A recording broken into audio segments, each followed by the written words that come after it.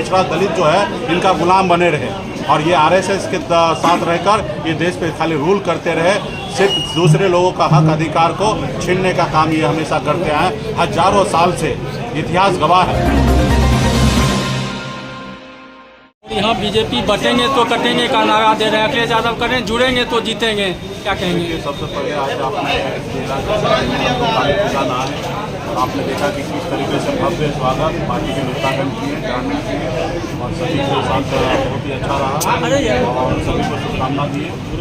और देखिए कि भारतीय जनता पार्टी भारत जलाओ पार्टी है, इनके साथ अगर जाइएगा तो आपके आने वाला नस्ल बर्बाद हो जाएगा। हम लोग समाजवादी लोग हैं, समाजवादी सोच है, सभी जाति धर्म के साथ मिलकर रहना चाहते हैं।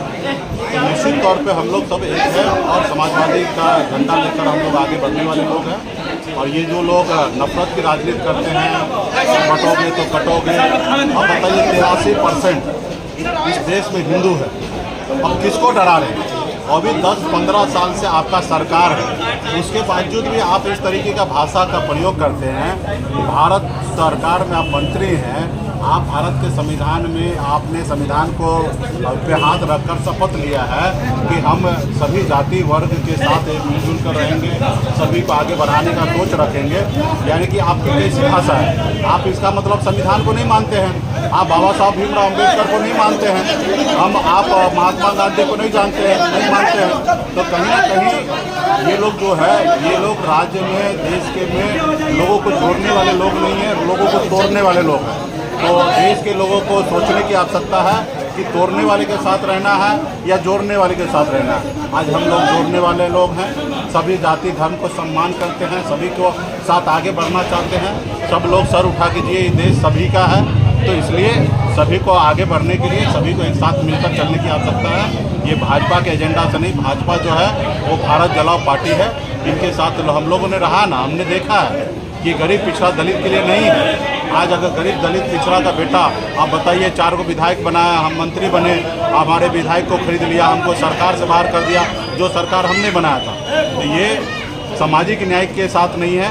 ये चाहते हैं कि देश में सभी गरीब पिछड़ा दलित जो है इनका गुलाम बने रहे और ये आरएसएस के साथ रहकर ये देश पे खाली रूल करते रहे, सिर्फ दूसरे लोगों का हक अधिकार को छीनने का काम ये हमेशा करते आए। हजारों साल से इतिहास गवाह है। आपने बीच में अपने मोहन भागवत जी का बयान सुना होगा कि गरीब पिछड़ा दलित को 2000 साल से पशु के जानवर के समान मानते थे और उनके साथ उस तरीके से व्यवहार करते थे। आज मोहन भागवत जी जैसे लोगों को कहना पड़ा कि आप गरीब पिछड़ा दलित को इंसान समझिए, यानी कि वो मानते हैं कि जो आरएसएस के जो मूल जो लोग हैं, जो भाजपा के साथ लोग हैं, वो नहीं चाहता गरीब पिछड़ा दलित जो है वो सर उठा कीजिए। वो चाहता कि इनके पूर्वज पहले गुलाम था, आज भी ये गुलाम रहे और आने वाले इसका नस्ल जो है वो गुलाम रहे।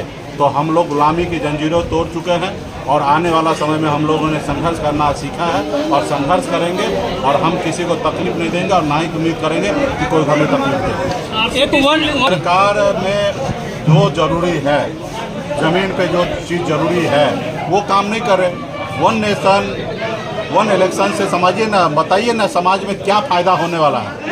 अब फ़ायदा तो गिनाइए, राज्य में आप बताइए 4 साल हो जाए और फिर चुनाव हो जाए और उसको फिर एक ही साल में चुनाव कराएं। एक चुनाव में 1000-2000 करोड़ रुपया खर्च होता है।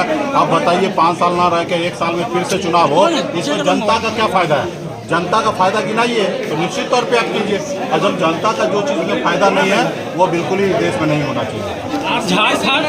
देखिए लोकतंत्र में सब लोग स्वतंत्र हैं और जब उनको मौका था तभी वो कुछ किए नहीं। अभी रिटायरमेंट के टाइम में 70 साल की उम्र में अभी पार्टी बना रहे हैं, तो जब वो जिस पार्टी में थे उस पार्टी में अपने वंशज जमा के साथ कुछ किए नहीं। तो खैर लोकतंत्र है, सबको अधिकार है लोगों के बीच में बात रखने के लिए।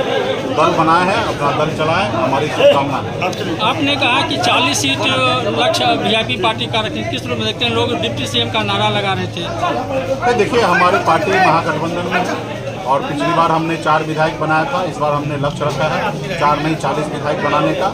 और निश्चित तौर पर उस रास्ते पे हम लोग काम कर रहे हैं। संकल्प यात्रा पे निकले हैं पूरे बिहार में।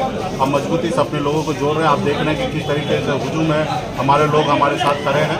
तो निश्चित तौर पर ज़्यादा से ज़्यादा विधायक कैसे बने उस पर हम लोग काम करें। जब ज़्यादा विधायक होगा तो हमारे ज़्यादा मंत्री होंगे, ज़्यादा सरकार में हमारी जगह होगा, और जब सरकार में जगह होगा, सरकार जब हमारी बनेगी तो निश्चित तौर पर गरीब पिछड़ा का जो हक अधिकार जो है वो हम लोग उनको देंगे।